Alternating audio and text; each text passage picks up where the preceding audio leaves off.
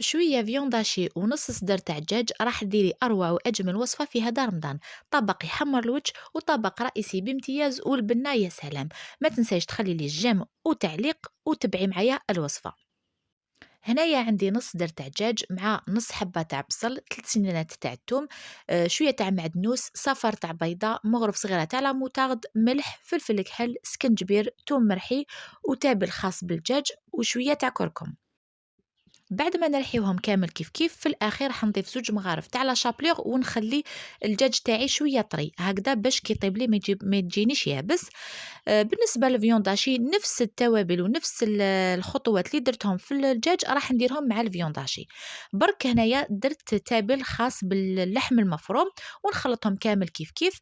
وشنو ما درتش لا شابليغ هكذا باش اللحم تاعي يبقى لي طري من الداخل. هنايا راح نخليوهم يريحوا شويه قبل ما نخدموا بهم باش يتشربوا لي كامل هادوك لي زيبيس. نروحوا بعدها نحكموا بلاستيك ولا بابي فيلم اللي راح نخدموا فوقها. نشمخوها بشويه ولا ندهنوها بشويه تاع زيت وندهنوا يدينا ونحكموا لا كونتيتي اللي رانا حابين نخدموا بها يعني على حساب الرولي اللي رانا حابينه. الا راكو حابين ديروا رولي كبير سينو ديروا زوج صغار يعني ديروا هذه المرحله على زوج خطرات. نحل الكمية تاع الدجاج وحدها ونحل تاع الفيونداشي وحدها. من بعد راح نديرو طبقة فوق طبقة بهذه الطريقة. وراح نضغط غير بشوية هكذا باش ما تتسيباراليش الطبقة الأولى على الثانية. من بعد راح نحكمو هذاك البابي فيلم اللي راح يعاوننا باش نروليو الحشو تاعنا. يعني نرولي بهذه الطريقة ونضغط شوية هكذا باش يجيني كامل محكوم من الداخل وما يتسيباراوليش الطبقات على بعضهم. الطريقة راهي موضحة معاكم هنايا. نحكم هذاك البابي فيلم كما قلت لكم نزيرو مليح في لي دو كوتي ونبقى نرولي فيه يعني نروح ونولي فوق لو بلان دو ترافاي هكذا باش يجيني كامل نيفو واحد. هادوك لي دو كوتي نحكم نربطهم مليح مليح هكذا باش ما يخرج ليش منه ونروح نغلفو داخل بابي كويسون ونحطو يطيب في الكوشة. انايا هنايا فضلت نطيبو في الكوشة. بالنسبة للناس اللي يديروه صغير على هكا تقدروا غير في المقلاة تخلوه يطيب ويتحمر لكم مليح. نروح نطيبو بعد ما نشوفو حمار من التحت ونشف لي كامل.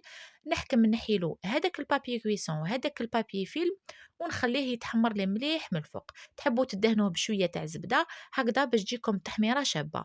وباش تتاكدوا بلي طاب لكم 100% دخلوا كوردون هكذا وإلا خرج لكم ناشف اعرفوا بلي الرولي تاعكم راه واجد وخلوه بجيه. نروحو درك للاصوص اللي رافقتها معاه. هنايا خديت مغرف تاع زبدة ودرت عليها كركاسة هذه تاع صدر تاع الدجاج. انا درتها غير على جال البنة تقدروا تستغناو عليها ولا تقدروا ديروا مرسو تاع دجاج باش تقدموه مع الطبق تاعكم. زدت عليه حبة تاع بصل تكون متوسطة نقطعها مكعبات صغيرة ونخليها تتقلى. نزيد عليهم 2 سنينات تاع الثوم ونخليهم يتقلاو معاهم. من بعد راح نضيف كمية تاع الشامبينيون أنا نستعمل هداك اللي يجي حبة كاملة ونقطعه بهذه الطريقة لأنه فيه بنة على هداك اللي يجيني مقطع يعني صراحة. نخليهم يتقلاو كامل كيف كيف. من بعد التتبيلة نتبلو بنفس التوابل اللي استعملناهم في الدجاج ولا في الفيونداش يعني نفس التوابل. بالنسبة هنايا للتمرق راح نمرق غير شوية هكذا باش تجيني لاصوص تاعي بنينة. لأنه كون نديرو الماء بزاف المرقة تجي صامتة يعني هذه معروفة. من بعد ما نخليهم يتقلاو مليح ونمرقوهم نغلقو على الكوكوطة تاعنا ونخلوهم يطيبوا في غرضهم ما راحش ياخدوا لنا وقت كبير. هنايا لافارس اللي بقات لي راح نخبيها ونستعملها في وصفة واحدة أخرى وراح نشاركها معكم أكيد.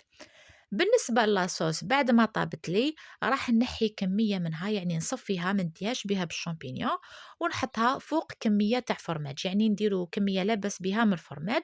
أي نوعية تاع فرماج معتمدينها وتخدموا بها. من بعد راح نرحيوها بالبغا ميكسور حتى نتحصلوا على صلصة كريمية. نروحو نضيفوها فوق هذيك لاصوص ونشعلو على النار ونعاودو نخليوها تغلي وتاخد البنة تاع هذاك الفرماج. لاصوص تاعنا دوكا راهي واجدة نحطوها بجيه.